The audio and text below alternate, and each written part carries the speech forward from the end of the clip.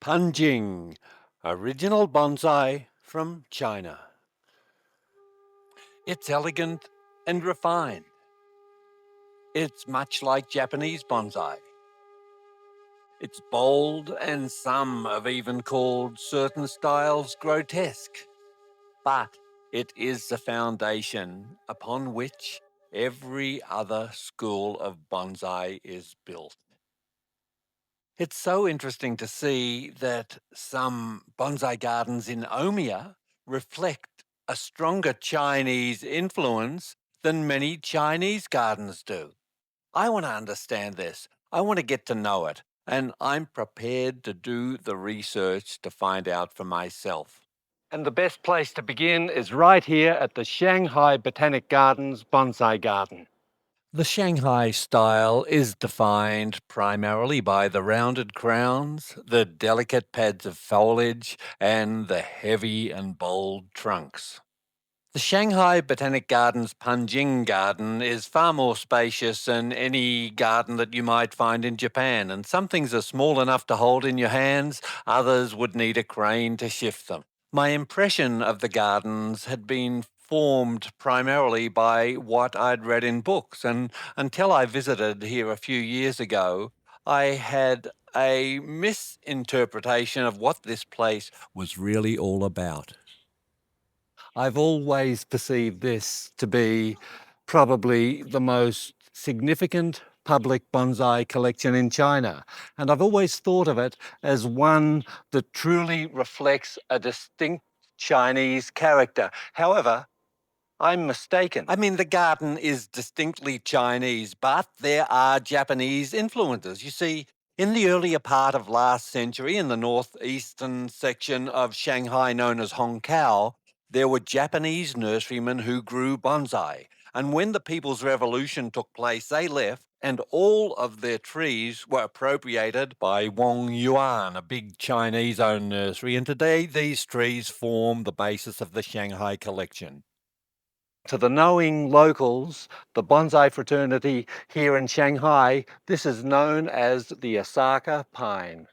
So, the most famous bonsai tree in all of China was originally grown and styled in Japan. I could spend days here, and in fact, I have.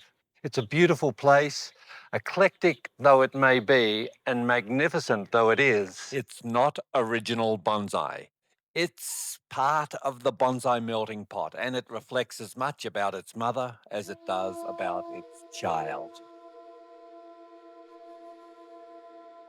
And we're back to day 2 of the Omiya Bonsai Festival. Reminds me of home a bit, going off to a show or some promotion and stacking the bonsai away overnight, hoping the security guards are going to do the job, and arriving in the morning to find everything safe and secure and to get on with your day.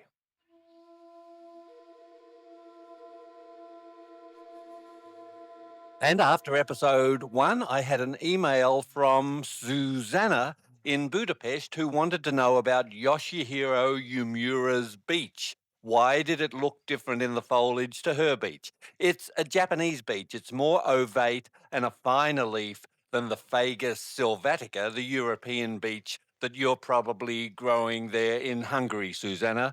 So I think that's a distinction. But if anybody has any queries or any questions, just drop me an email, and we have a couple of weeks between eps, so we should be able to answer them for you next time round. Well, there was plenty to see at the Omiya Bonsai Festival, and whatever you were looking for, it was pretty much there.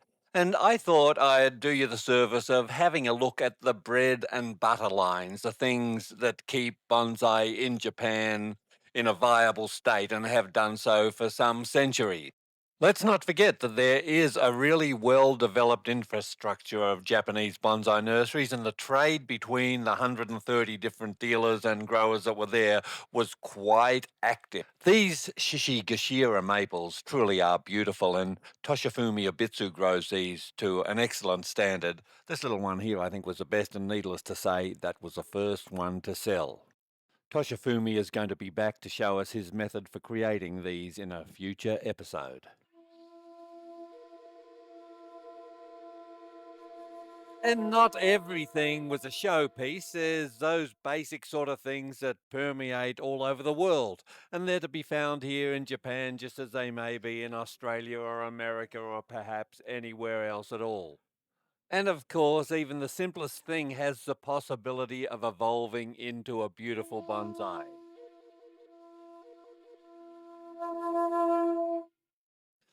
I can never resist the opportunity to stop to ponder at some beautiful bonsai pots, though it's sometimes bewildering how a plain pot is so expensive and a beautiful pot is so cheap. It's a matter of taste. But I was really taken by this little ding in the glaze, a pebble that exploded in the kiln or something, and this pot had that lovely little teardrop by the left foot. I liked it, and at 25,000 yen, it's not such a bad price. I think that one can come home with me.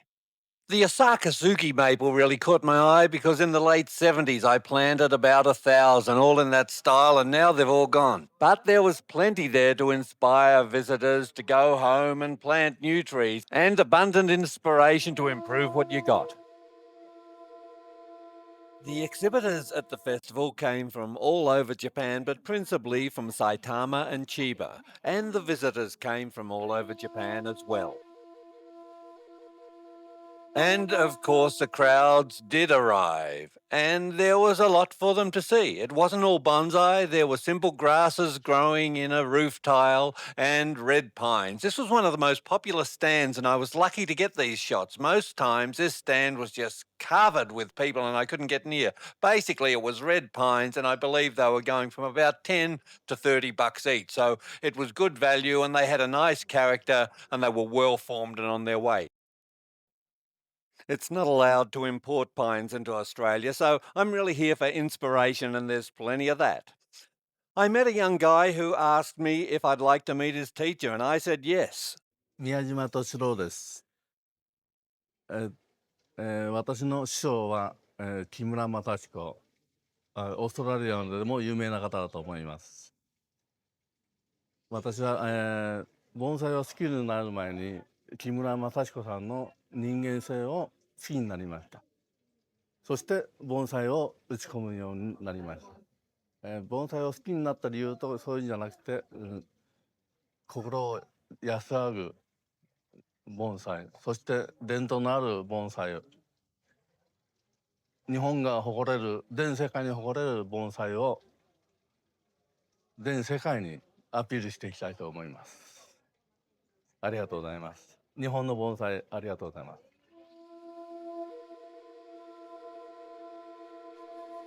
There were 3 or 4 bonsai stand dealers. I thought these were probably the most elegant. And there was the kitsch and the ugly there too. The next time someone tells you, oh, the Japanese never do that, you better ask them which Japanese they're referring to, because these were selling quite well, although I won't say the stand was rushed. But who would be tempted to buy them, I say, when there's glorious living trees around charged with energy and vitality? And everywhere you look, there were beautiful, big, and powerful bonsai. There was one gentleman who was selling small red pines, 12 to a pot, and I asked him, what do people do with these? これは赤松という木です。で、これは盆栽に仕立てるために種をまいてこれだけ育てました。これで4年生ぐらいです。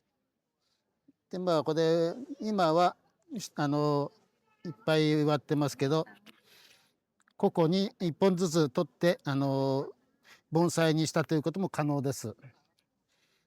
で、あと今少しこれが伸びてますけど、もう少し経ったらこれを元から切ります。カットします。And as the sun sets on day 2 of the Omiya Bonsai Festival, we anticipate the events of day 3, and that's in our next episode. And we'll travel to Yangzhou to meet Master Lin Feng Shu of the Yang School as he styles a potocarpus. Kaori Yamada, the beautiful and talented young lady, will take us into her world, and the Murata family invite us into Kaiuka Inn. That's next time on Lindsay Farr's World of Bonsai.